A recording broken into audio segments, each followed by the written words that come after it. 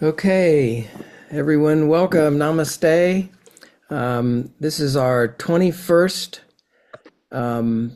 Planetary Gig Talk Live conversation about issues related to music. We've had some really interesting conversations.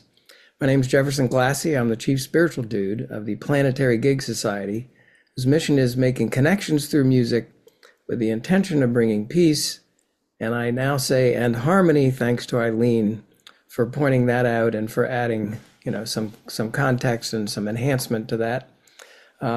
This topic of music, mushrooms, and mycelia is one that I've been interested in quite some time. We were going to do this program last year, didn't work out, but now here we are, and I'm like humbled really to be able to have such brilliant, amazing people to be able to converse this with, and we hopefully will open up for questions and comments a little bit later. But first, just want to allow everybody to just kind of say hello. And so going on the premise of who I've known the longest here, which is not even all that long, but just I can't say enough about how nice and supportive and wonderful this 5-time Grammy Award musician is, Roy Futureman Wooten. Thank you so much, Roy. You've been a great friend and supporter, and they don't call you Future Man for nothing, is what I say. So thank you for being on. Oh man, Jefferson, thank you for inviting me every time, and you thanking me just reminds me of how we met. I think at Spirit of Music Camp, and you had this idea, and somehow we just said, "There's no better time than now." Yes, you can do it. And you took that to heart. You've done it. You've invited me every time. It just reiterates how much good can happen with an idea and saying yes to it. So thank you. I'm honored to be here. Yeah, well, thank you. I mean, I read Victor's book, The Music Lesson, and it changed my life and inspired Planetary Gig Society and opened so many doors. It's just amazing.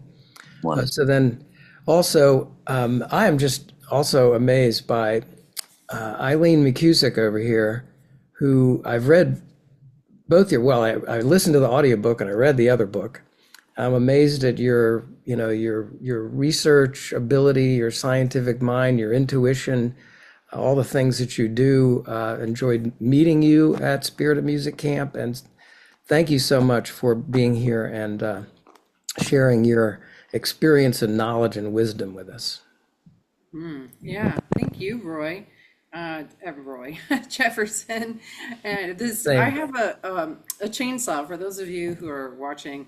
I'm in Jamaica, where there's lots of chainsawing still going on post hurricane, and unfortunately, there's nothing I can do about the chainsaw that's out my window. So I'm gonna have to keep muting myself until that goes away. But anyways, yes. So thank you, Jefferson. I am pleased and honored to be here as well. It's such an interesting topic and such great guests. And I'm pleased to already know Roy because we also have met several times and at Spirit of Music, and very excited to meet Rayne. Yeah. Great. And so thank you. And then also, we really, for this program, we desperately needed a mycologist and someone who knows music. And I thought of Bob Heminger, and I said, Bob, do you know anything? What do you know about mycelia and mushrooms and stuff? He says, well, not enough to talk about it, but you should talk with Reverend Rayne Grant. And she's in Colorado, and we talked a little bit. I've been following her recently, and she has a wealth of knowledge and experience and wisdom and insight and all kinds of stuff. And Rayne, thank you very much for being here. It's just, I'm looking forward to where we go with this conversation. I really appreciate the invite. I love these types of conversations. They're very stimulating, and I feel like they're important. Yeah, I think so too. So sort of the format is I'm just going to intro the topic a little bit, and then we're going to go around the room. And, I don't know much about mushrooms and mycelia. I can't pick them out of I don't know how to forage. I haven't really done mushroom journeys, but I'm curious about things, and I watched a lot of Paul Stamets videos and Fantastic Fungi, and learned about that, and just have kind of become blown away by mycelia and what we don't know about it, and so many things. And one time I was, well, I guess I've come to believe that mycelia must have been the ones, whatever they are, that kind of brought life to the planet. It just seems to me that we would be looking like the moon if there wasn't something that cultivated the soil and germinated the whatever, and the plants, the plants have been here way longer than us. And as people say, they know more than we do.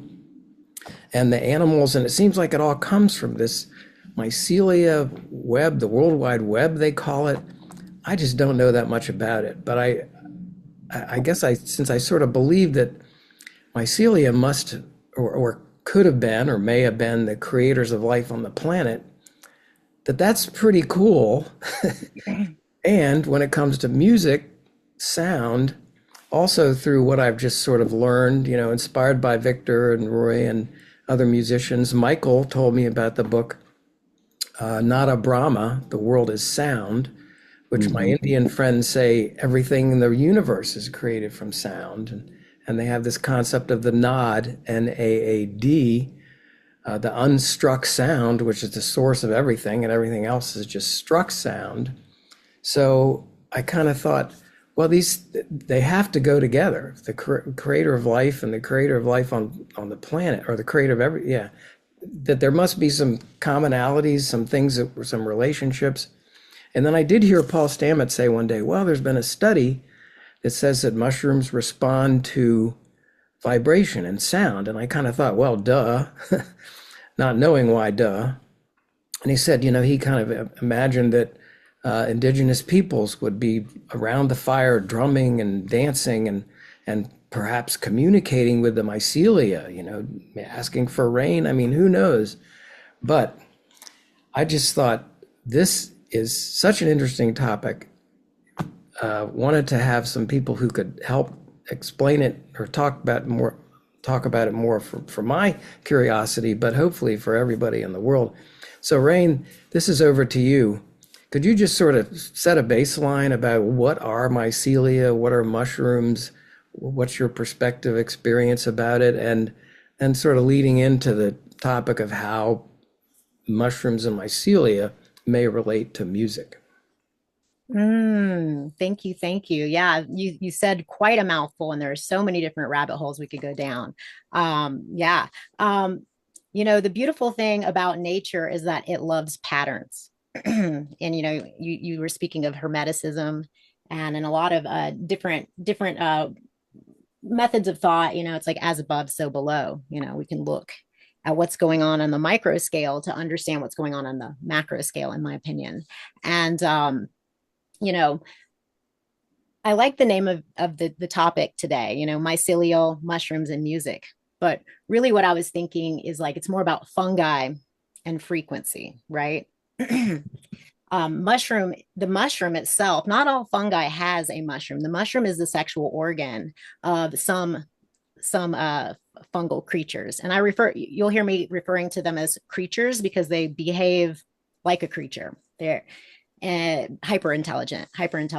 And so I'll kind of start off because there's a lot of different veins I could go down, but we'll just talk about the creation story from the fungal perspective, the fungal perspective.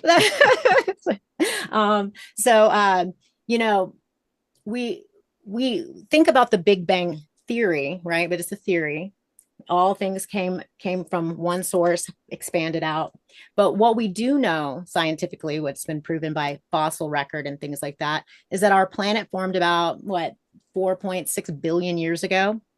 And I like to look at our planet as look at the patterns that happen on our planet and think about what happens or what can happen on other planets throughout the multiverse, omniverse, however you want to look at it as. And so basically Earth was one giant rock, very, very unhospitable to most creatures or most life forms other than bacteria.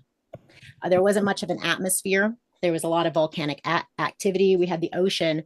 And that's where most organisms originated. Singular cell organisms originated in the ocean. And the only thing that could thrive on the surface was bacteria, basically. And different types of life forms tried to make their way onto the surface, but were unable to until, see, this is where I think, because nature is very romantic to me. If you're familiar with lichens in today's world, lichens, you'll find them on rocks or inside of cliffs, find them hanging in trees. But what they are, we didn't have lichen at that point, but I'm just kind of bringing it into what a lichen is so you can understand how what happened all these many years ago. So lichen is a symbiotic blend of different organisms, mainly 3 different organisms. They vary. I'm not a lichenologist. Maybe when I'm old and more gray, I'll take on the lichenology. But lichen is a symbiotic blend of 3 organisms consisting of fungal creature, so fungi, cyanobacteria, or different bacteria. So cyanobacteria is the only bacteria that can photosynthesize like a plant. And then you have algae, and different types of algae.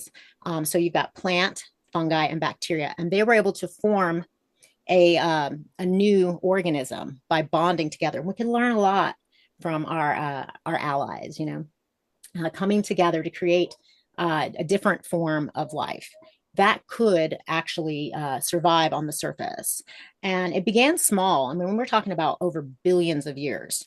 And they started to break down rock and turn that into soil. They started to break down dead bacteria and whatnot. And over the course of, however many millions and billions of years, soils began to form. And so then other life forms began to be able to come up out of the ocean and live in that soil. So soil is the base of all life on this planet. Without it, we would not have our trees. We would not have our grasses. We would not have we would not be here. And so the creation of soil. So in permaculture, because I'm very, very interested in soil production from a permaculture, well, you can use whatever term, land husbandry, whatever, working with our with our planet. If you understand the basis of how life formed on this planet, then we can emulate that and encourage that and enhance that within today's methods. And there's so many methodologies. It's very, very exciting. This took a very, very long time to occur. But plants, they give off oxygen, and slowly but surely our atmosphere started to form, and other smaller plants were able to grow in the soil.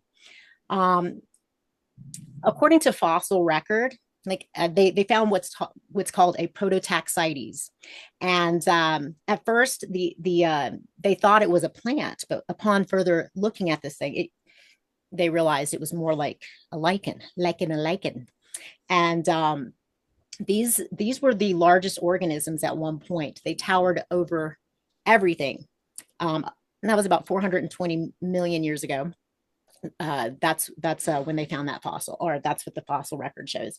And there may have been there's some dinosaurs and things like that. You kind of imagine what the landscape might have looked like, but plants itself were actually much smaller. And these things were about 20-25 feet tall.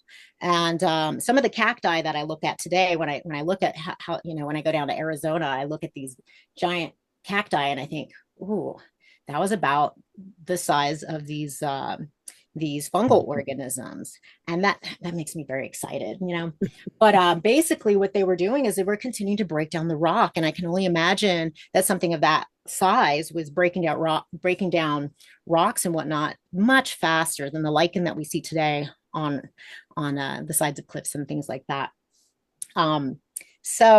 This has taken a very, very long time, but over the course of so many millions of years, now we have this beautiful, thriving planet. Now, you asked the question about mycelium. Okay. So mycelium is a singular, like a mycelia, we got a mycelium is a single organism of mycelium, and then you have the mycelia, which is like multiple, and I like the mycelia.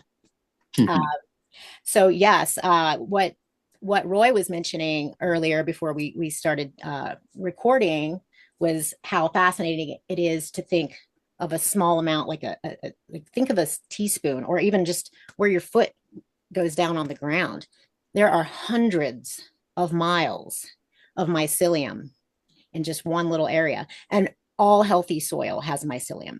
And there are three different types of mycelium. There,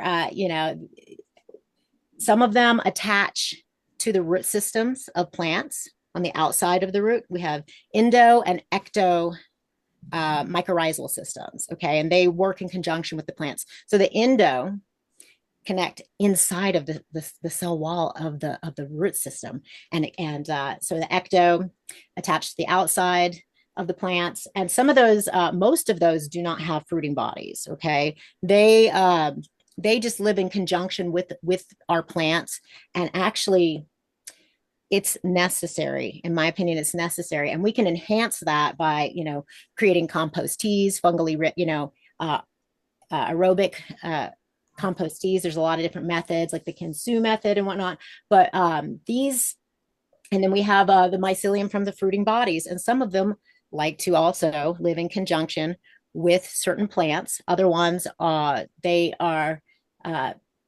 help to break down the lignin and whatnot. So without these wood loving mushrooms, as I like to refer to them as, we'd have a lot of just dead trees. They wouldn't decompose very quickly.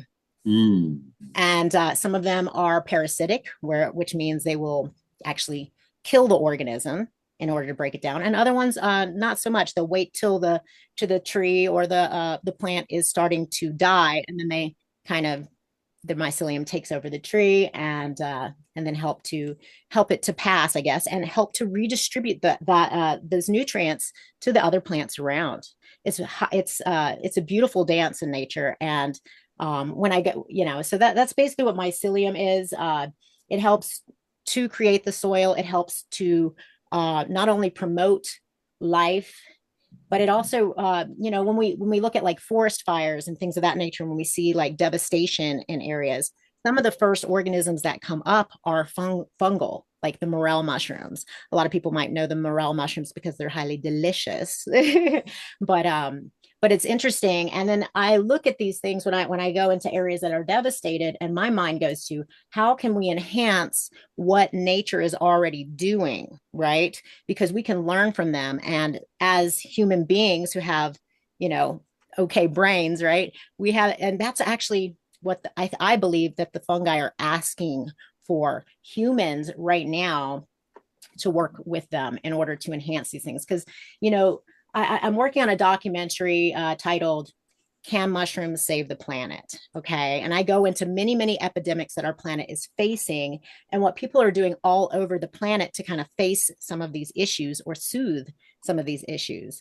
And, that question elicits a lot of responses. Some people get really angry, and other people get really excited, right? And I don't claim to know what's going to save the planet. And I like to say, does the planet need saving, or the inhabitants on the planet? Because the planet, in my opinion, is going to be fine with or without us. It does what it does. It breaks down plastics, everything, it cleans up after us. But we're at a pivotal point in time in history right now, which is very important. And I think it's exciting times personally, that we have the choice to work alongside of our fungal and plant allies, or not, and yeah. And so I'm here to spread as much information as possible about these concepts, to spark inspiration in individuals to take action in their own ways, because we are each gifted and skilled in our own ways, right? So yeah, but yeah, there's a lot of different, like I said, there's a lot of different ways, like different avenues I could go down. I study psychedelia. That was my last, with about 8 years ago, I started studying psychedelia because that's what people wanted to know about. And we look at our nervous systems very, very much like the mycelial web. And then we look out into space and we see nebulas and things like that. So, as far as I'm concerned, the patterns persist. and we're a part of that pattern, and we're a part of the ecosystem here on the planet. And I think we do play an important role on future generations. Wow, there's so much there. But I'd like to just ask Eileen to give your thoughts about this. What have you been thinking about mushrooms, mycelia? I guess fungi. What did Rayne say? Fungi and frequency. Fungi and frequency. Is I that- had it made me think of when you said fungal. I had a friend who was explaining that she had done this mushroom journey and with singing bowls, and she'd met the spirit of the mushrooms, and it had told her that it was fungi and a fungi, and she was like, yeah, I get it, you're fine. And it was like, no, I'm a fun guy. And I just thought, people when they do mushrooms often laugh a lot. And so I thought that was really funny, just that the spirit of this sort of fundamental building block of life is humorous, has a sense of humor. And I love that. We need humor and music in life. Otherwise, what would be the point? I started to get interested in mycelia when I became interested in fascia. And if you look at an up close image of fascia and you compare it to mycelia, they really look the same, right? And I know we always are saying, oh, you're made of bacteria and viruses and this and that. I'm like, yeah, we're made of mushrooms. That's what's going on here. And so, not only the fascia, but, when you're talking, Rayne, about fractals and as within, so without, just even all the vessels within the body have this kind of pattern repeating that we see in mycelia. So it's so fundamental, the whole web of humanity. It's interesting, in this system that I have created that we call the sonic anatomy, there are 42 different sounds that relate to different parts of the body. And the sound of fascia is B, which I find very interesting. It's this whole beingness, right? The beingness of life, the beingness of human, the beingness of plant and mushroom world, like everything comes into being. And I just find that an interesting correlation as well. And then the other thing that I'm interested in too, and again, it's also fractal, has to do with plasma. And because plasma forms filaments and it forms spheres, and it, plasma appears to be conscious. And that also makes me think, when I think about plasma filaments or the flow of current, that makes me think of Spirit of Music Camp. And when I was there, not last year, but the year before, we did this great exercise where Victor had us direct sound from an instrument at a specific person in the audience. And we did that in circles. And by the end of the week, I was actually seeing the light beam of projection from the instrument towards a particular person. And that made me think about how in the Peruvian tradition, we're all connected by energetic ley lines, right, to the people that we love.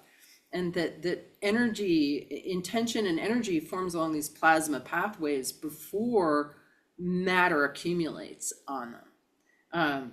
Right, this is something that more and more information is coming about the electrical nature of the body and how everything is really an electrical pattern that then matter forms along, right? So there's a plasma intentional underlying aspect that these mycelial tendrils grow along. So it ties into a number of the things that I, as sort of a philosopher and a body worker, come across. So I mean, the biofield, that's your thing, and I'm very persuaded and believe in what you're talking about when you're talking about the biofield. So I guess mycelia must be electrical as well and have their own biofield.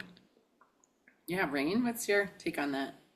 So I mean, they're not the same. Obviously, one is an organism, and plasma is pretty much within everything, right? But mycelia, it behaves. So both of them, my understanding, because I'm not a plasma expert, but it behaves like a biological electrical network, and they mirror each other, right? So mycelium had the mycelial web it behaves a lot like our nervous systems in the fact that it has little pulses of electricity, right? And so I can see the correlations and the similarities, and really when we look at it, we have to look at it from a scientific perspective and also from an intuitive perspective, I do believe, because science is still figuring things out.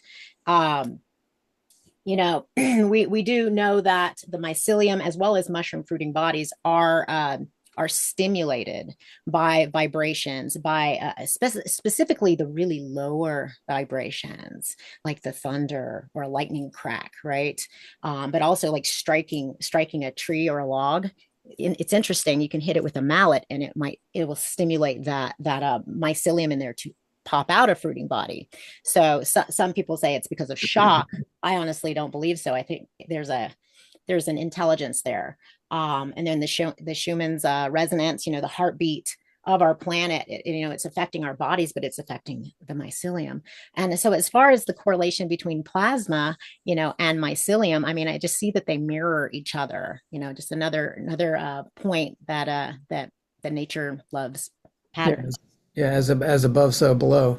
And Eileen, I remember I was there, and we were doing some of those exercises at Spirit of Music Camp, and one time you were sitting not too far from me, and there was your friend, and I was the one directing my intention to her. And you said something like, "Oh yeah, I went by and I thought, is it like the wind? Is intention like the wind? Does it just blow?" Anyway, so Roy, there's so much going on here. What rabbit hole would you like to take a stab? Yeah, man, I just want to resonate with what everyone is saying here. You mentioned you sent an intention out, and it moved like the wind. And I think before we started recording, you mentioned something about the unstruck chord. The idea that there is a chord or there is an event, but it's not from someone hitting something. And it made me think, and then I'm resonating with Rayne talking about the intelligence inside of these plants. This isn't just random stuff going on. So the idea that intention and intelligence can create an unstruck chord or an event. My thought is that, like, when you hit a sound and you play a tone, not only do you get that tone, but if you have sand or something to vibrate of it, you'll see a pattern associated with that.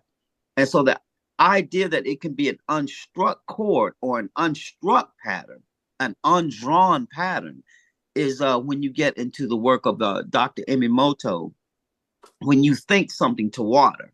Water's not dead. It's some kind of way capturing the intelligence of what's going on, and you can think a thought to the water, and when you freeze it, you see how the pattern that resonates to your intention, unstruck, but there's a definite pattern to, if you say you write hate or you write love or you write empathy or you write some kind of intention, you see the water respond. And so I'm resonating to what Rayne is talking about when she says there's intelligence here. And that's the big thing that's capturing me. I'm going a bunch of different ways, because in the new movie Avatar, the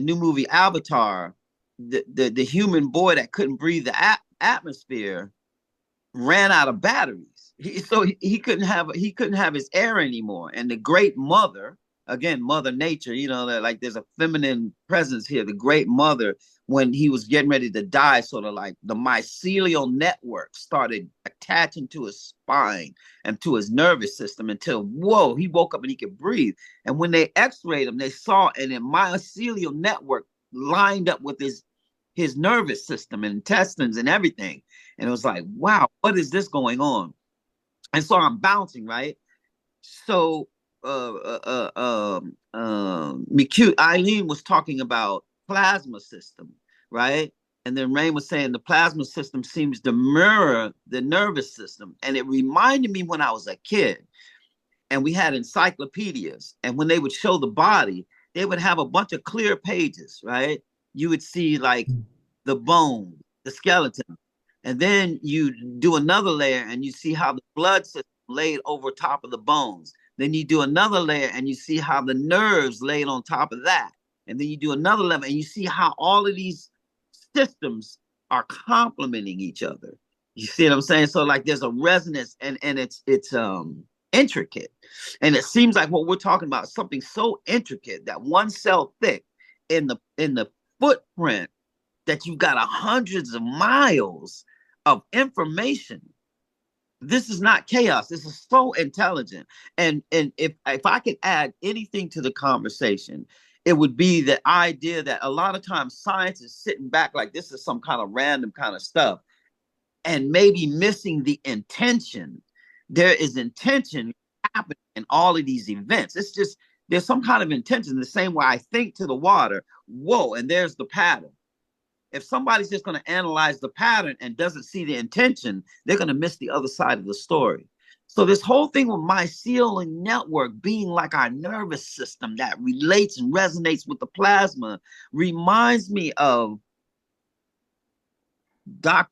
George Washington Carver, who did all this stuff with the peanut, right? He made so much stuff with the peanut, like you hear about it. But if you actually go and look at all the stuff that he made with the peanut, it's ridiculous, right? But the way he did it was, he said he got up early in the morning, 4 a.m., and he went to talk to the plants.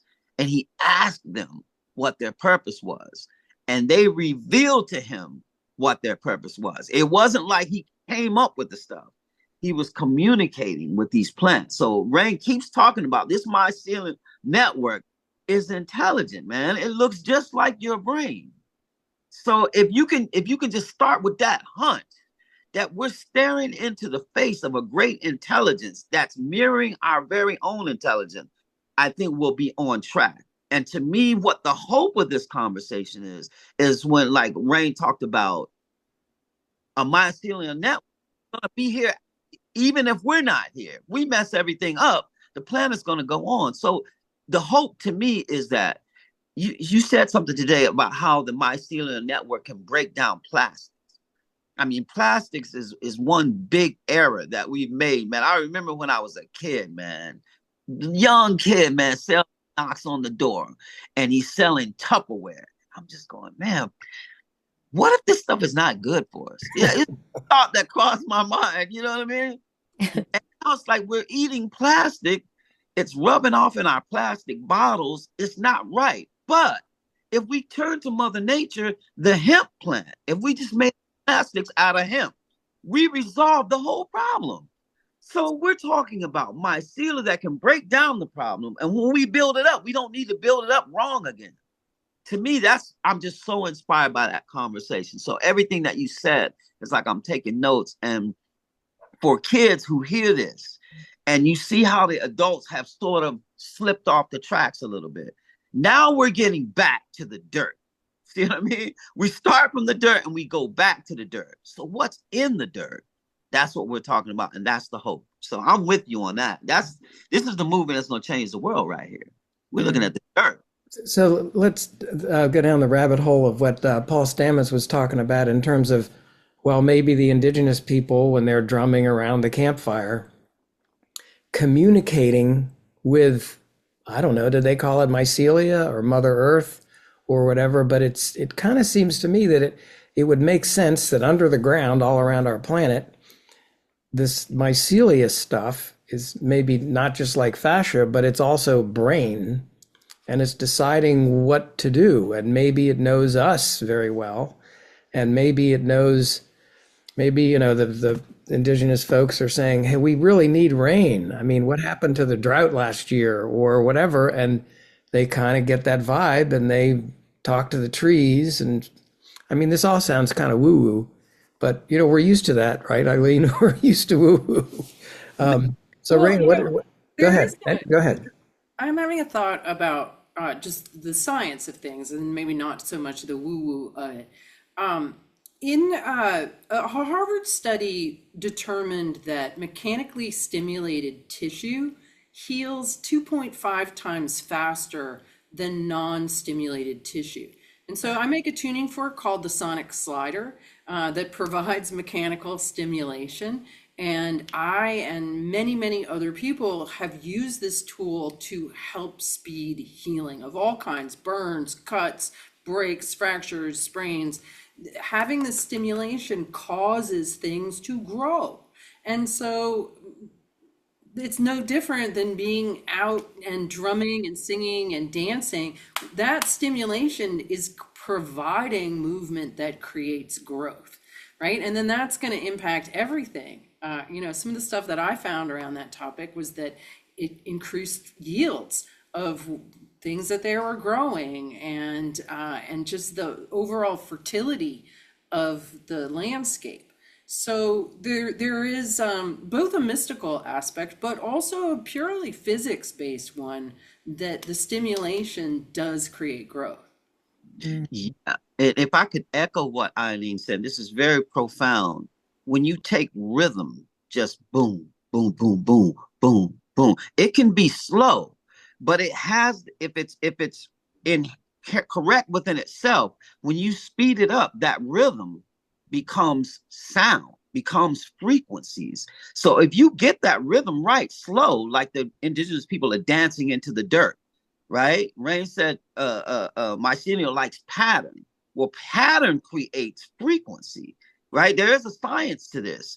And rhythm, to me, is that invisible rhyme, that invisible myth, that invisible power that's creating the phenomenon that we hear as tone. So you're using these frequencies and the body does respond to it. And it's a fascinating journey that I think when you see the tribes dancing into the dirt, that pattern, it responds to that pattern.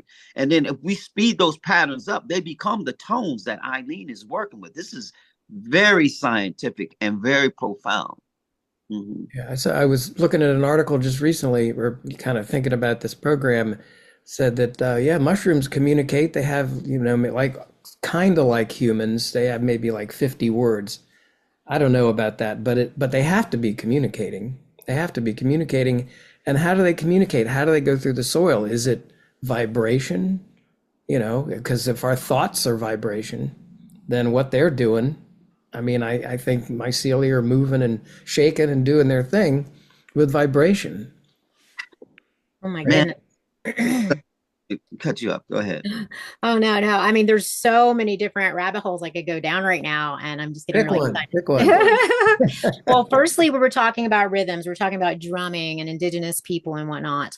And, we know from a scientific perspective, certain frequencies do stimulate the mycelium, like the really low frequencies, like below 20 hertz and whatnot. Some of it inaudible to our human ears even. And then higher frequencies actually will inhibit its growth.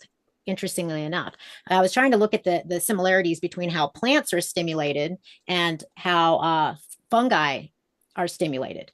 And we're still figuring, because there hasn't been as many studies on fungi as there have been on plants, but we can kind of consider and intuitively deduce that there's some similarities there, right? And what I was going to say is, because I'm also a musician, a DJ producer, and I'm working with an award-winning sound engineer and frequency nerd and enthusiast. We're calling it EDMN, which is the Ecstatic Dance Mycelial Network, to bring people in. But what I do when I'm on stage, we'll just say, anytime I have a microphone, whether I'm speaking, whether I'm playing, if I have a microphone, and we were talking about intention. Roy was talking about intention. Very important, in my opinion, right?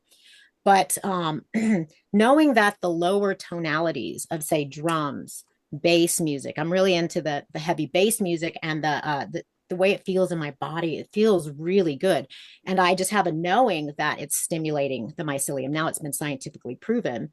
So what I like to say to people to kind of get everybody on the same page is that, these lower frequencies, these bass tones are stimulating all of the mycelium, which is in turn stimulating all of nature, all of the plants around us. And when we put our intention together collectively, and we put intention into that frequency, because that's where the woo-woo gets in there, right? But I truly believe this, that with intention, we are stimulating nature. And can we stimulate it with our heart, with love, you know? And so anytime that I play a set, I do this with intention. And actually, I started the Four Corners Mycological Society, and this would be our 6th annual year. Last year we had to cancel due to forest fires, but I'm working with the the National Park Service, and we do go into the national forest, and I lead forays and teach people about, you know, toxic mushrooms versus edibles. But I bring my generator up there and my speakers, and I'll play a couple DJ sets. I'll put on some sound healing and whatnot. And I'm looking at, you know, I can just sense, I'm a sensitive, you know, I can sense that, because we go back to the same space every year, that the plants there and the mycelium are, I feel excited, but, and, you know, maybe it's in my head, but I don't think so. But, stimulating the nature up there makes me very excited. And I want to take that to a bigger level and do this on bigger levels. And you bring in people and stimulate nature on a bigger scale with intention. But we can do that wherever we are, whether we're in the car, you know, put on your drumming, put your intention into it, you know. Yeah, one of the things we haven't, I mean, there's so many things we haven't touched on, but, you know, there are these folks, Micah Lyko is one who they connect, whatever they do, they connect electronics to mushrooms, and it plays music. I don't quite understand that. Roy, our friend Patty Rayne she showed me this article from a guy in Europe who would go out and sort of commune with the mushrooms and write the music that he heard, which were like symphonies. Mm-hmm. So there's more woo-woo there, I guess, but. Yeah, but this is a deep subject, because what happens with woo-woo is the higher science gets, the more woo-woo it gets. You know what I mean? It's like when I used to watch Star Trek, and they would put food into a box with no fire, no heat. And I'm like, how is the food coming out hot? But now we all have a microwave. It's not woo-woo anymore. See what I'm saying? So science is going to take you to woo-woo at the end of the day. So what it reminds me of, what we're talking about, is the secret life of plants. You know what I mean? They put lie detectors on the plant to see when it registers an event, right? And a person could think about burning the plant, and all the plants in the room would go off. See what I'm saying? And then if someone burnt one of the plants, would go out of the room, different people come in. When that person would come back in the room, all the plants would go off again. Now that's woo-woo, but that's lie detector tests. That's what we take. When somebody's lying and they put that on you, they look and see when you go off. Woo-woo is where it's at for me, man. It's like, so plants are responding. You see what I'm saying? I'm getting back to the secret life of plant. We're not looking at chaos here. When you look at all the things that George Washington Carver made with the peanut, and he said the plants told him how to do that. That's just straight woo-woo, man. That's Dr. Seuss, man. Yeah. Here's a who. So I love it. I love it. I love this whole conversation. Yeah, there's a lot going on in the chat, and I want to ask people to talk in a second here, but let me do a bit of woo-woo. So this. And the chat, I saw them something about a rhythm being invisible pattern. That was a great statement. From tribal to frequencies, where Eileen McKusick is working. See what I mean? Yeah. Visible pattern is present, you know? Yeah. So this is, it's backwards. Hold on. Daggone it. This is my backyard. This is the, God dang. Where's the, mirror. Yeah, I got to switch myself around. This is the Nama stage. Roy, you've heard about that maybe from that book that we worked on. Yeah. But these right here, I don't know if you can see my little hand. This sits on top of kind of a concrete, I think it used to be, it's an old house, concrete two-holer outhouse. And my father had these urns. They're kind of concrete or something. Then my sister, this is no coincidence, like Hermetism, no coincidences. My sister-in-law brought these Korean glass buoys from the ocean, which are almost indestructible. And we put them on top of there. And then here's a picture of it now. And I used to call them the mycelial vibrational observation globes. But now I just decided this morning, the mycelial vibrational communication globes. And I had seen some mushrooms over there in the land, and I knew the mycelia was everywhere. So I thought, if the mycelia is a brain, if it creates life on Earth, maybe, if it's got a biofield, I ought to be able to communicate with it. So, I remember in India, the Hindus, they will touch the statues and really. So I put my hand on it, and I kind of commune with the mycelia.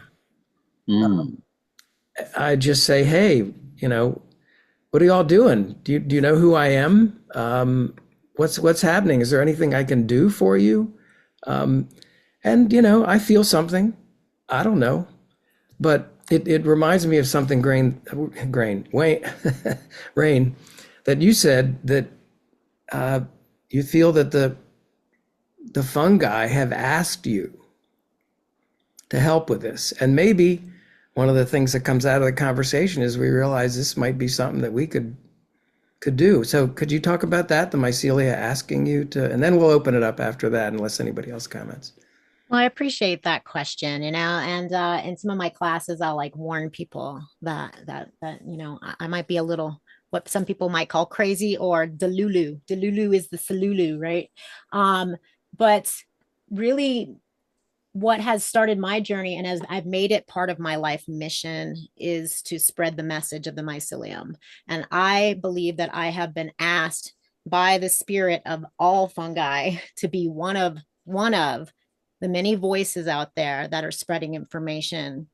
And I made a pact with nature that as long as I'm spreading the information and advocating for life on this planet, that I would be protected, because I have definitely had people come at me, and I've had different types of attacks through the last decade and a half, which has been a little scary. I'm not going to lie. There are crazy people in the world, but I've had this knowing, this inner knowing. And I have a few different stories, and I don't necessarily want to get into story time per se, but 2011, 2012, I had kind of lost my way being a single mother, or I wasn't, I felt single. I was in a long-term relationship, marriage, and I had lost my whole sense of self, and was only raising children and catering to the scenario. And I asked the universe, if you will, and said, what is my purpose on this planet? Because I have all these skill sets and my brain works pretty well. What can I do to advocate for the well-being and the furthering humanity, my children, future generations, hundreds of years down the line? What can I do in this one little lifetime to do my part, And that's when I started seeing visions. I'm a visionary. I'm a medium. I'm a psychic, I started seeing visions of desert oases. And I'm like, what? And I started having dreams, repetitive dreams of desert oases. And I was like, what in the heck is this about? And so I just did a Google search, desert oasis. Started seeing, you're typical in the middle of a desert. You got water, you got some palm trees, right? Well, as I'm like going through, I started coming across some different projects of people growing out soil around not only naturally occurring oases, but man-made oases. And I was like, what? Wait, people can create, water, and so water retention landscaping. That's a term nice. Coined by Sepp Holzer. Check out him. He's an Austrian scientist, and incredible mind. So I was like, whoa, people are growing out soil and then they're growing food in deserts. So then that like led me to looking up information on I came across the term desertification. So desertification is like our, as far as I'm concerned, our biggest epidemic on the planet.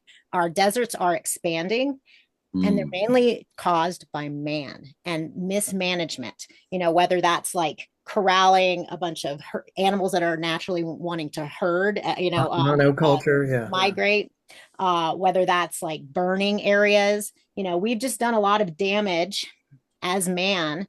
And I started looking at different techniques to reverse desertification. And that's, what's his name?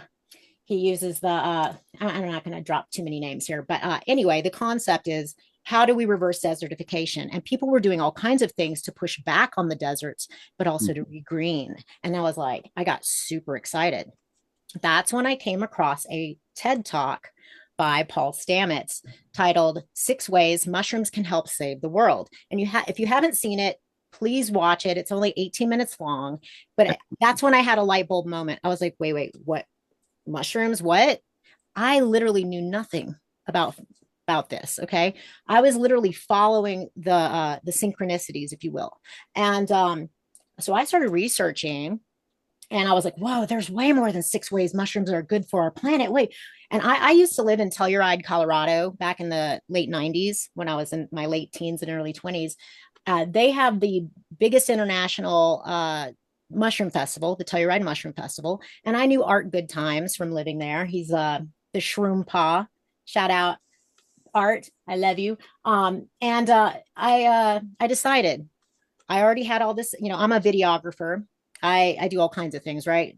I'm very technologically based in a lot of ways. Anyway, I decided that I wanted to start working on collecting as much information as I could. So I knew that the Telluride Mushroom Festival had a bunch of experts in their fields. Mycology is a very, very broad. I mean, it's very, there are many different facets within mycology, whether you're farming, whether you're growing out building materials, mushroom medicinals. Are you a taxonomist? Are you out there finding new species? Are you looking at the genetics? Whatever. There's all these, history, ethnomycology.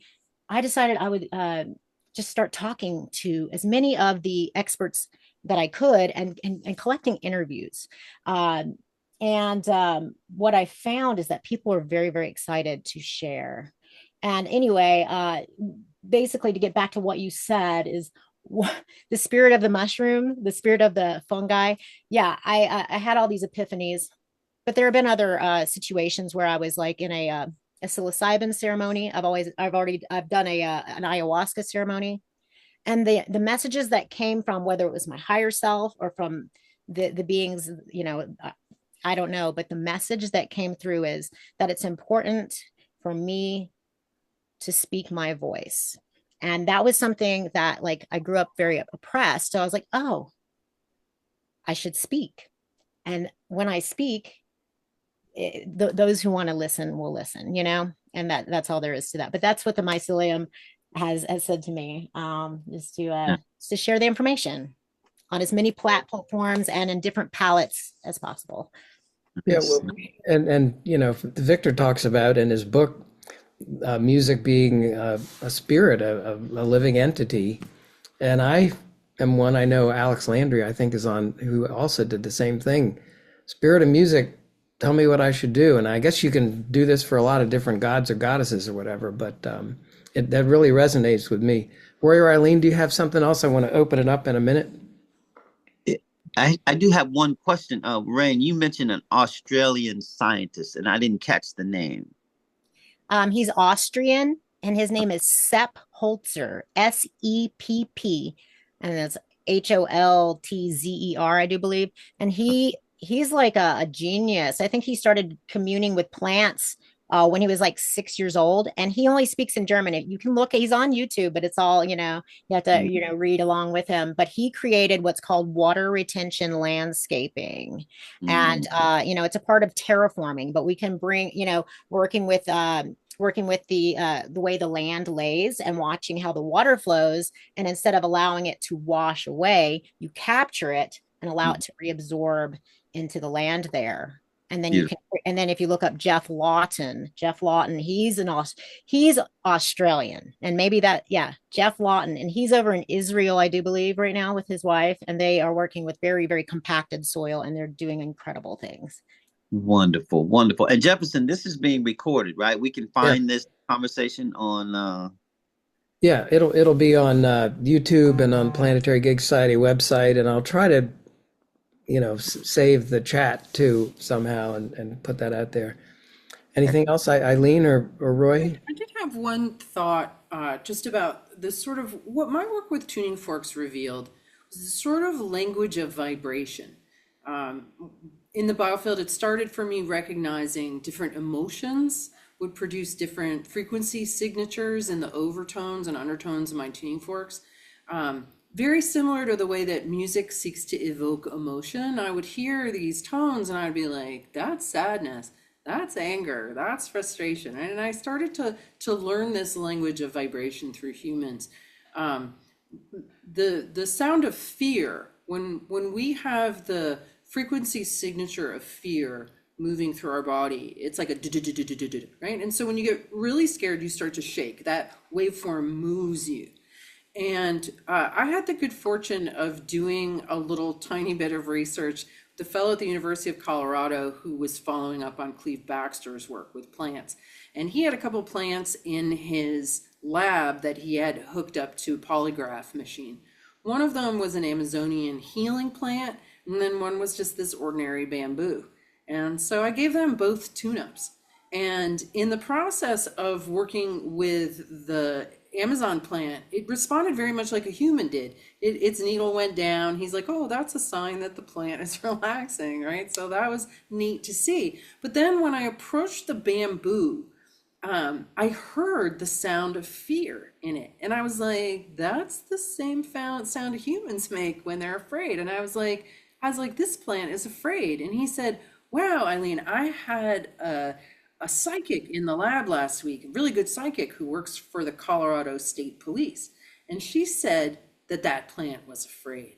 And that was this big aha for me when I realized that plants don't speak English, they speak vibration.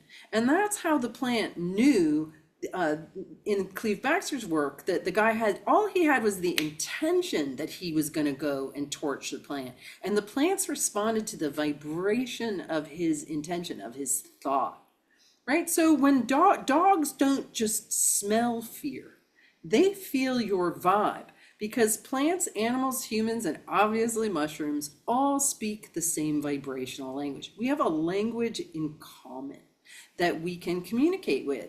And that's physics. That's just vibrational information that's a shared reality. So communicating with plant spirits, with animals, it's very possible for us. And my work with sound and deep listening, I can absolutely communicate with animals, with the spirit of the mushrooms. Like, if you just open yourself to communication, they will communicate with you. Your brain will turn it into English or whatever you speak. But there is a shared language and a vibrational transmission that is cross species. And I think that that's very exciting. And Eileen, just to continue, I've heard you tell the story. I'm talking about the emotion of fear. And you were talking about working on your partner. And while you were working on him, he was playing a video game, and you were reading him, and then all of a sudden it looked like he died. Yeah. Right? Frequency. Yeah, that happened. And this is a warning I just want to put out to everyone, because I was really alarmed by this. My husband had a sore shoulder. He was playing a video game. I'm like, I'm just going to work on him, and I'm reading his signal. And then he died in the video game. And in that moment, his own signal cut out, which was so bizarre. I'm like, oh my God, these people are playing these war things all the time and dying again and again in simulations. Your body, part of your body responds to that as if it's real. Your signal stops for a split second when you're engaged in that sort of thing. I don't think that's good over the long term at all. Yeah, wow. Yeah. And that was a good story, because it's more than woo. It's like, whoa, Yeah. it's Yeah. And the last thought before you open up is that when we're talking, I'm going to be working with Stephen J, who's been to the Spirit of Music camp, and we're going to be doing a book about rhythm, like Ah, secrets of rhythm and everything. And what I got from Stephen J, who was the bass, he is still the bass player for Weird Al. He went to go study with the Mali priests, for the Dogon priests, who discovered all the star Sirius and stuff before we discovered them with telescopes. He studied with them, and he wasn't planning to come back, but he got malaria, got sick, had to come back, and da da da da. But he said what he learned from them, that what we call music is a consciousness like what we call God. This consciousness is aware of us the same way we're aware of the instruments that we play. So, like if I play a guitar, BB King might name the guitar Lucille. And what we think is inanimate is actually alive. The instrument can feel the music coming through them, but the instrument doesn't know you the way you know it. You know it way more than it knows you back. He said that was the same relationship of music knowing us, the way we don't know it back the same way. And so again, I just want to underline, when we're looking at Mycelia network, this whole conversation, the idea that we're looking into the face of something that's profound, profoundly intelligent, like Rayne talked about. I forgot the word she used, but she said it's profoundly intelligent. And so with that respect, we get a chance to maybe resonate with it. You know, we come into the room, these plants know we're coming into the room. They feel our intentions. It's a very feelingful subject right here. And so I just want to leave that idea as we open it up to conversation. And thank you. I'm just so inspired by this yeah, whole thank you. So I think if anybody wants to make a comment or question, you just have to go on screen. I think you can do that. Um, and then you would have to unmute, and I might have to ask you to unmute. Nobody wants to talk, that's fine too. But it's been just so fascinating, and it seems like we could just keep talking for days. Yeah. Yeah, Looks like Larry's got his hand Larry raised. there, he's been putting some comments in. Let's see. Sorry, Oh, sorry. Can you guys hear me? I can't start my video. yeah, we Yeah. can hear you. So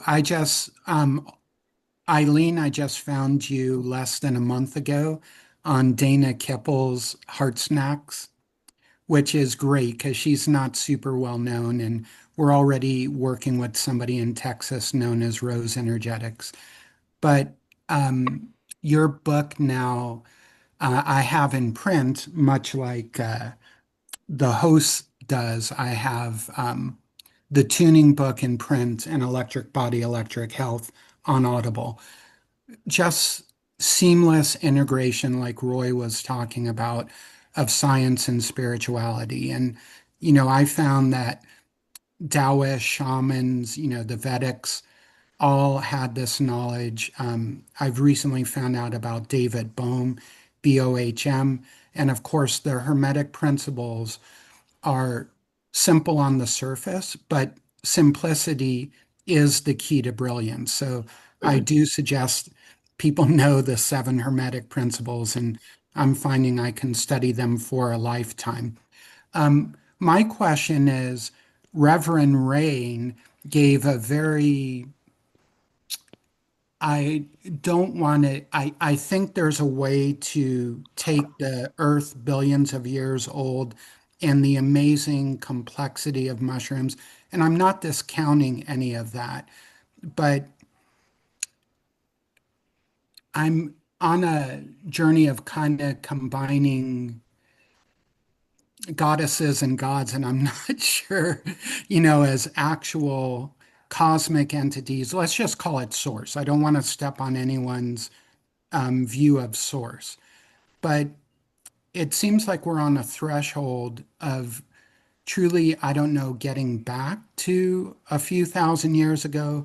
But this combining of science and spirituality seemed to be centered around all of you guys. And, the word woo, I came up with the term, if it isn't woo, is it even true? And when you think about it, woo is really accepted as reality decades or thousands of years or hundreds of years later.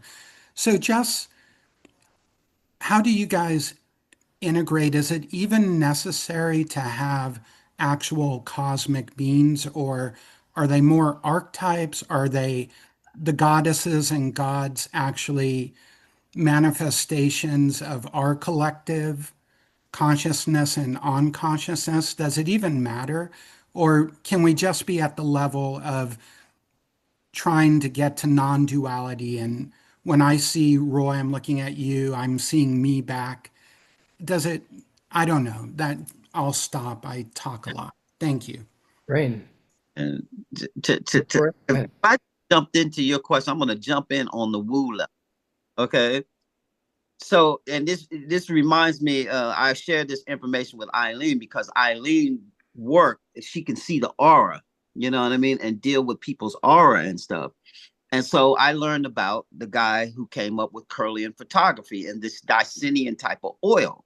It's a type of oil that's made, and the military, when they made their night vision to see in the dark, when they first made it, it was in the red spectrum. And in the red spectrum, yeah, they could see heat signatures in the dark, but they also saw spirits. They saw demon-looking type spirits. So what I'm saying this to say, does it matter these archetypes? I think there's so much stuff out there that we don't have enough encyclopedias to put our hand on it, right? And the filters that we have to keep us in the world that we're in is enough right now. So the military is making night vision goggles, and they're seeing other beings out there, so much so that they don't use red anymore. They use the green spectrum because they can see night vision without seeing all that other stuff. So what I'm saying is, like Rayne, when we talked about, she said something about the universe, the omniverse, the multiverse. It's more than just this one universe, right? We're in the middle of something that has so many radio stations, right? We need an angelic encyclopedia to put our finger on the chapters of reality that we're sitting in. So yeah, we can say archetypes and all of this and woo and that. It's like our woo can't even keep up with it. What's going on? So yeah, if we can understand the dirt, you know, there's a saying that if I can't touch the ceiling, I measure the floor, right? If I measure the floor, we see what the ceilings are doing. That's what we're starting. We're at the dirt where the mycelia is talking to us. It's in us. It looks like our nervous system. See what I'm saying? We're with the plants. We're at Mother Nature. And to me, I'm just trying to address your question in the vastness of what it is, because usually a question is better than the answer, right? Mm-hmm. Your question is so vast. It's better than any answer I could give you. I can't even give you the answer, but you're stepping on a doorway that's so vast, and we're just tipping the tip of the surface of what your question is addressing. But yes, there's archetypes and more going on. Multi-dimensional, that we have, you know, we only perceive so many, right? And then there's archetypes within many, many different cultures. But I will mention this to side on humor and history. You know, when we look at the Inuit people, that would be Canadians, and even spreading across the land bridge, probably over to Siberia, a lot of them are the same, have very similar cultural history, and it was passed down orally. And, you know, I have to say, one of their god archetypes, they believed that God, the God, spread his semen on the planet, and that was the spores, and it brought all life. So I'll just say that as far as, but no, yes, that is a multifaceted question and answer, and I love how Roy kind of summed it up. Maybe does Eileen have any perspective on it? I'd love to hear her perspective on it. There was a lot in that question, so there's a lot of different angles to come in on, but I think this sort of like spiritual scientific divide, you know, there's something that I became hip to when I was 18. And I was like, this is a problem. This is a problem that I think is really important to solve. You know, we live in a realm that has fostered in us the illusion of separation. And this is, to me, the biggest problem that we have is this illusion of separation, the way that our language makes nouns and things, and our nervous system makes stuff. But fundamentally, everything is one unified field. And I remember thinking, well, if we could just get people over this illusion of separation, and they could see, yeah, that Roy is just a reflection of you, Larry, right? We are, I am that, that we would solve a lot of the problems that are faced with humanity. And that's one of the things that mushrooms does. And the first time I ate mushrooms when I was 17, I was like, wow, everything's connected. Mm. So, I think that the mycelia is here to show us the fundamental interconnectivity of everything. Um, and that when we talk about science and we talk about spirituality, we're really talking about different lenses, different language frameworks, but everything is seeking to do the same thing, which is to give language, explanation, and meaning to our experienced sense of life. Right. And so whether you are approaching that through a spiritual lens or whether you are approaching it through a scientific lens, what is there is still the same. Right. So the problem is really one of language. It's one of semantics. It's one of lenses, not about reality itself. It is all connected. It is all one. The mycelia absolutely show us that, both when we consume them and when we observe them. And it's really a word issue more than anything. There is no separation between science and spirituality. It's all the same thing. It's just about what words we're putting on describing phenomena. But it's also about our own felt sense, because I came across this thing that said that that they did this poll on how many people had actually had a sense of unity consciousness, a visceral sense of unity consciousness, and it was astonishingly low. Astonishingly low. Right? So I think this is the big task before us, is really waking up to see the fundamental unity of everything. And that's the pushback against the divide and conquer sort of opposing forces of that. And that is what like this global awakening or this consciousness or waking up is. It's seeing that things are not separate, that everything is connected. Yeah, my friend from India, Raj, says, well, in Hinduism, there could be 33 gods or there could be 33 million gods. And it just kind of depends. They can be beings or not beings, or feelings or thoughts or emotions or whatever. Charles, you want to, let's see, do I have to ask you to unmute? Can you get on screen too? Hey there, can you guys hear me okay? Yes. Yeah, you want to get on video or are you good? Oh, no, I'll just talk if that's all right. Okay.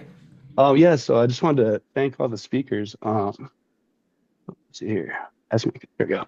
Yeah, with Eileen, all three of you guys have had a super, deep and impacting effects on my life. So I just want to give you guys some gratitude. Eileen, with your Biofield Tuning Institute and the sound healing stuff, that fundamentally changed like my whole life path in so many ways. And Rayne, with the Colorado Mushroom Company, her tinctures have been so impactful for my health and well-being in general. And Roy, you're a Nashville legend, Roy and also the Wooten brothers. Yeah, so you guys have been incredible. So thank you. Thank you. My question, I'm kind of curious. Have you guys like heard of or kind of like looked into like the effects of like say plasma and like electromagnetism or scalar wave kind of rife technology, and using that in conjunction with like mycelium and like mushroom like entrainment for like health purposes, or potentially who knows what else. But I'm just kind of curious if you guys have looked into the crossovers for those things. Man, Nikola Tesla said the future of medicine is energy. And so when we're talking about plasma, our body is full of plasma, blood plasma. To make life semen is plasma. I mean, we're talking about the force now, And when you put all that together with frequency and plasma and stuff, you heal all disease, There's a TED talk where a guy is just getting the frequencies to kill the parasites of cancer, leukemia, and different things by just making the frequency right. So to me, that subject is just a subject that resonates with everything that we're talking about today, with the mycelial network, the mushrooms and everything, the intention. Plasma seems to be, the blood life force, you know what I mean? Because if I poke my skin, plasma is going to ooze out, If I'm trying to make life, it's going to take plasma to create that life. And so it's just, again, your question is so it's better than the answer that I could even try to give you.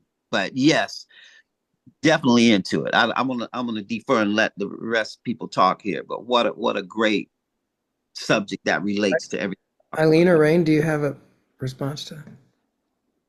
Well, that makes me think about a few things. One being electroculture, where they are growing crops by putting copper wires and capturing ambient energy. Renaud, who's here with us, he's created frequencies where he's put it in water of the different fertilizers, come up with frequencies of like NPK, and put those frequencies into water and then watered crops with them and gotten yields. So to me, this is incredibly exciting because so much chemical agriculture. I live in Vermont, where Lake Champlain has been filling up with bacteria that is eating the runoff from the agriculture. And wouldn't it be way better if we were just putting electroculture and sonic information into crops instead? So there's a whole sort of turning over from the mechanical chemical way of looking things to electric, sonic, vibrational, informational. We're right on this transition point, and really at the forefront of it. There's very exciting things going on. If everything is vibration, everything is a field of information. That's how homeopathy works. It's informational. And so I think that, between kind of harnessing the idea of electroculture, of music and sound, of frequencies in structured water for irrigation, we can solve this sort of big problem of excess chemistry that we're all sort of drowning in, and it is happening now, which is very exciting. Great. Well, I love how you said we're at the forefront, and there's a mycological term called the leading edge. Okay. And we're at the leading edge. What the leading edge is in a mycological term is how so science hasn't been able to figure out how something that's only one cell wall thick, like the mycelium, and the amount of pressure when it's growing, the water pushing, it should burst that one cell. But it doesn't. It grows, and it's called the leading edge that tip as it's growing. And I just kind of like think we're at the leading edge. And then, when we're talking about what, the question was having to do with frequencies and its effects on mycelium, scientifically blah blah blah, but we need to do more studies so that we can appease the masses and look at what's repeatable. But we know that frequencies, we're talking about water and how it makes these beautiful patterns and whatnot. Well, mycelium is a lot of water. It's not a lot of structure, actually. Even though there's a lot of it, miles and miles in just one little tiny space, it's still only one cell wall thick, but it's mainly water. And so it just logically makes sense that anything that we're putting sound waves and frequency, but then when we're talking about with our intention too, that would, in my opinion, amplify things. We can do that to any organism that's growing, right? And enhance it at that level. And then also, when we're talking about just water in general, something that maybe something that's already made, whether it's a glass of water or it's our a teaspoon of tincture or whatever. I think that the frequency of our thoughts, like we pray over our food and things like that, but also sound frequencies. And I think that there's a lot to explore. Some people are exploring some of those things, but I would like to see the results, and I'd like to play around with it because that just sounds like fun to me. Yeah, and it's beautiful. Someone, while you were talking, Larry, somebody commented that our gut is one cell thick, and so, yeah, we're resonating on this profound level. I mean, what's happening at one cell thick, mycelium, our gut lining? It's like, As yeah, above, so below. huh? As above, so below. As within, so without. Correspondence, they call it. Right, Hermeticism. Let me ask right. Ishan. Um, Hey, how's it going, guys? okay. Appreciate you guys for all of the amazing information and synthesis of knowledge here. My question is, Is there a way to learn our emotions like more viscerally based on this universal vibrational language? And is intuition and innate knowing a part of our coherence to something that we need to harness? Ishan, are you the Ishan I know? Yes, I am. Oh, nice to hear your voice. That's a really interesting question because one of the things that they say about what creates success in life isn't IQ, it's EQ, right? It's your emotional intelligence, the ability to sense, to feel, to read the room, to respond appropriately. And so I would say for me, being exposed to and really learning in a very in-depth way the language of vibration through the tuning forks, it's given me a superpower in my ability to subtly sense what's going on with the people that I'm with, right? So the more that we understand when the vibration of an emotion moves through you, what it is, what is that telling you? Because emotions are messages. They're a sign. Our feelings, just like the stove is hot, don't touch it. Our feelings are like, oh, they keep us safe and they keep us healthy, but socially, physically, in so many ways. So the more exquisitely we become attuned to the subtleties in this realm, or really in any realm, right? It's the subtleties where the magic is, where the mastery is. And for me, I would say that it has led to incredibly good benefits for health. If my feelings are there to keep me healthy and I'm exquisitely attuned to the subtleties of the movements of my emotions, it's helped me to become just a more vital organism through that understanding and intelligence.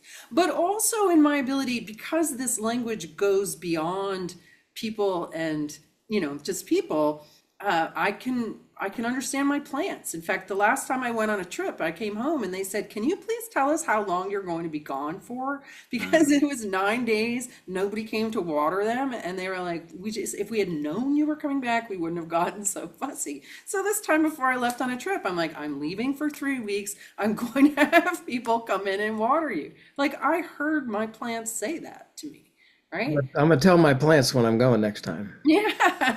There's this whole, maybe some people have come across it, the telling of the bees. And this idea that if you're a beekeeper and there's some big change in the house or someone dies, you got to go out and tell the bees what's going on because they can sense the vibes. And if all of a sudden people are all like, well, out of sorts, they want to know. And even if we're communicating in English, they are reading our vibe. They are understanding us. So that emotional intelligence spreads out, and you're a better keeper of pets and plants and people in your life with that enhanced sensitivity. Yes. So nice. I was going to add too to what you're saying. These are great points. Eileen mentioned the subtleties of our emotion. There's a guy who wrote a book called Holographic Blood. And there are studies when they take a drop of your blood and you can have your blood outside of your body in another room or across miles away. And when you change your emotion, it will change the state of the plasma blood separate from your body. You see what I mean? So we have energy of joy or something like that. The white blood cell count and the health of the blood will change as our emotions change. So I just want to leave that story to address your question about, how our emotions and stuff affect, the plasma field and stuff like that. It's a very profound thing where we're not even connected to the blood and it's changing based on our emotion. Yeah. So just goes to show you how important it is for us to be around people who resonate, and how sensitive, we are to each other, and the importance of keeping our energy high or, retreating when needed because we affect each other so much. So probably all around the world, and it's really a beautiful thing. Einstein talked about it, spooky action at a distance, right? Exactly. It's woo-woo. That's what we're talking about now. See? Yeah. But like Eileen said, when she was measuring her husband, he was playing a video game, playtime, but his body getting the signals just like he died. So, if the blood was outside of him, it would register that way too. So the question was just, again, the beginning of a quest. It's a great question, great subject to look at. Yeah. So Mary, I think this is the last question we have. I don't know Mary? Yeah, hi. My microphone on? Your Can you hear microphone me? is on. Yeah. Hey, man. Okay. Yeah. So, um, trying to come up with uh, okay, starting my video. Okay, here I am. Yeah. So I'm just wondering with all of this, I'm trying to make some kind of create some kind of coherence in my thoughts. My sense of the world is that we're going from playing God to playing with God. And I was liking what Eileen was saying about the fungi having a sense of humor, the fun guy. But there is, when you're playing, there's a joy in it. There's not that sense of dominion over the world. It's almost like we have a world where fake has become better than real. Like you have, like in medicine, they're introducing virtual reality. And it's like almost like the death of the imagination. I'm trying to connect all this stuff. Um, we have something where, like with women, where we have a world which is becoming increasingly, in some ways, fake and more plastic, and therefore, can I say this?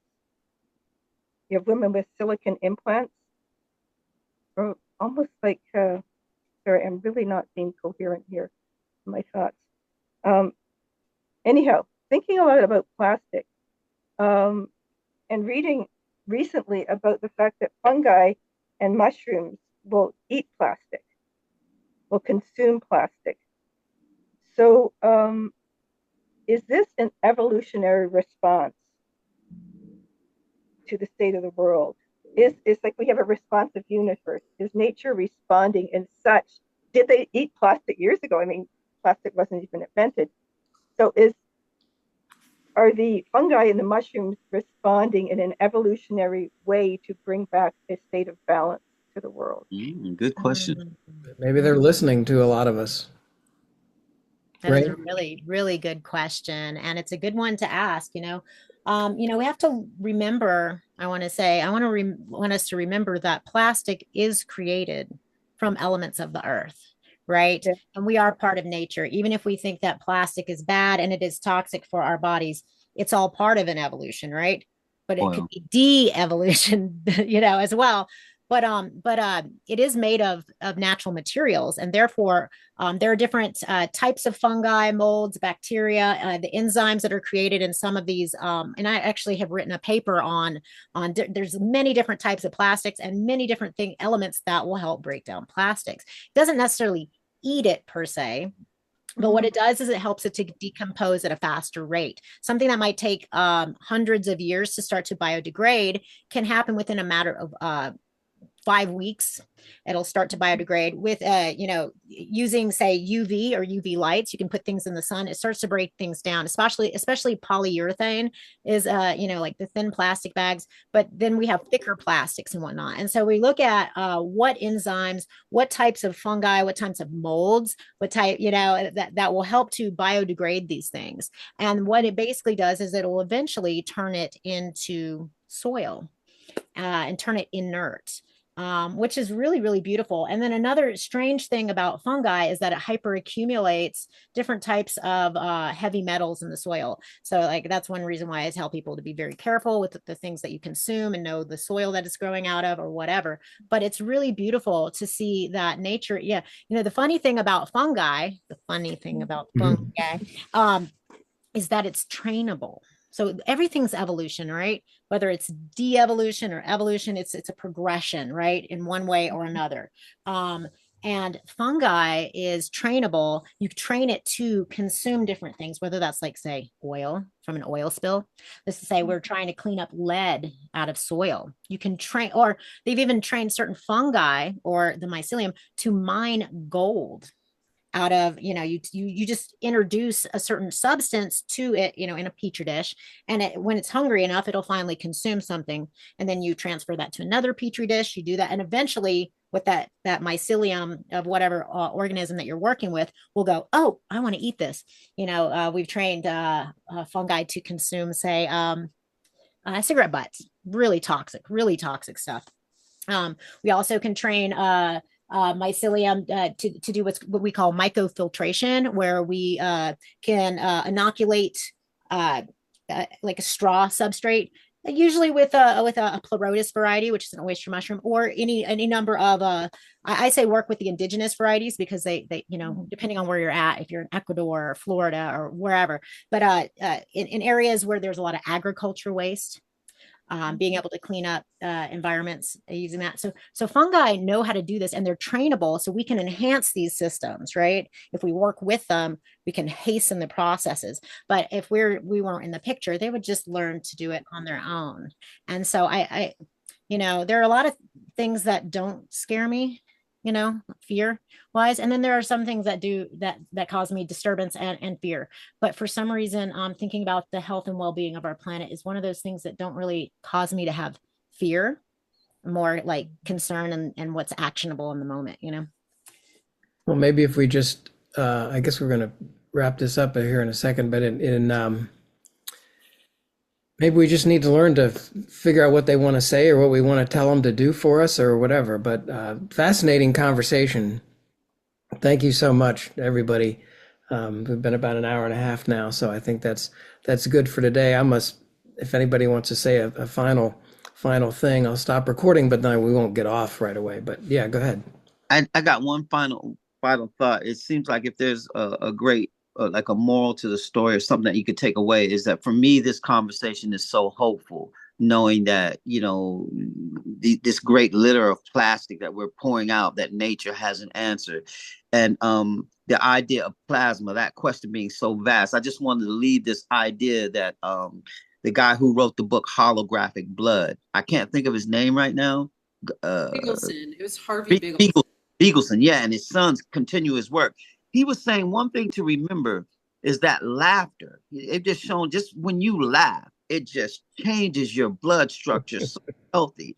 So even if your blood is not there, you just change your whole white blood cell count and everything. And he said, I'm not saying that you go to a comedy club every night. He said, the thing to remember is what it is that lights you up. Like if you like gardening, if you like doing that, a lot of times life can get where you're paying the bills, you're taking care of your family, you're raising the kids, and you forget what it is that lights you up. It lights your blood up too. And he said, you got to make time for that. You know what I mean? Sometimes, like if you're in a relationship and you got everything going, you got to remember to make time to date each other, make time to see each other. It's about really making time for what it is that lights you up. When you find it, don't let the bad news on TV make you forget the song that you're supposed to write. See what I mean? And so to me, that's the hopeful nature of this story, is that what lights you up lights up your blood, and that these nature is here to resonate with our enthusiasm. And that's what I take away with it. I'm just excited about this whole conversation and glad to be a part of it. And thank you for all the questions, because the question is the quest. Sounds good. Anybody else? I'd just like to say, yeah, I think that this is sort of seed planting in a way, and everyone who's here, thank you, everyone who took time out of your day to be here to watch the recording. What I was left with, Roy, when you were talking about that, is that when we laugh, that is actually vibrational stimulation from the inside. So laughter is actually helping our body to heal through the principles that we already discussed. And music too. Right. So these things are really key in being a healthy human and interacting with our environment. And I think in a heavy world, it's really important to not forget the laughter and not forget the music, because the mycelial within and without will thank you for it.